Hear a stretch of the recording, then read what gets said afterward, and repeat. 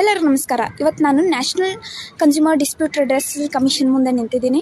And ಇದ್ರ ಬಗ್ಗೆ jurisdiction ಏನಿದೆ ಅನ್ನೋದು ಹೇಳ್ತೀನಿ. ಈಗ ನೋಡ್ರಿ, more than 2 crores amount involve ಆಗಿದ್ರೆ ಈ ಕೋರ್ಟಿಗೆ ಜ್ಯೂರಿಸ್ಡಿಕ್ಷನ್ ಸಿಗುತ್ತೆ. ಹಾಗೆ district commission and state commission ಆರ್ಡರಿಂದ ಅಗ್ರೀವ್ಡ್ ಆಗಿದ್ದರೆ ಈ court as a appellate jurisdiction revisional jurisdiction ಅಂತಲೂ ಪಾರ್ಟ್ ಪರ್ಫಾರ್ಮ್ ಮಾಡುತ್ತೆ. ಈಗ ನೋಡಿ, ಈ ಕೋರ್ಟ್ ಯಾರು ಹೆಡ್ ಮಾಡ್ತಾರಂದರೆ retired supreme court of India ಅದ್ರ ಜಡ್ಜ್ಗಳು ಅಥವಾ CJI ಆಫ್ ದ ಹೈಕೋರ್ಟ್ಸ್ ಅವರು ಪ್ರಿಸೈಡ್ ಮಾಡ್ತಾರೆ. And coming to judges uniform, ಇವ್ರದ್ದು ಪರ್ಟಿಕ್ಯುಲರ್ ಯೂನಿಫಾರ್ಮ್ ಅಂತ ಇರೋದಿಲ್ಲ.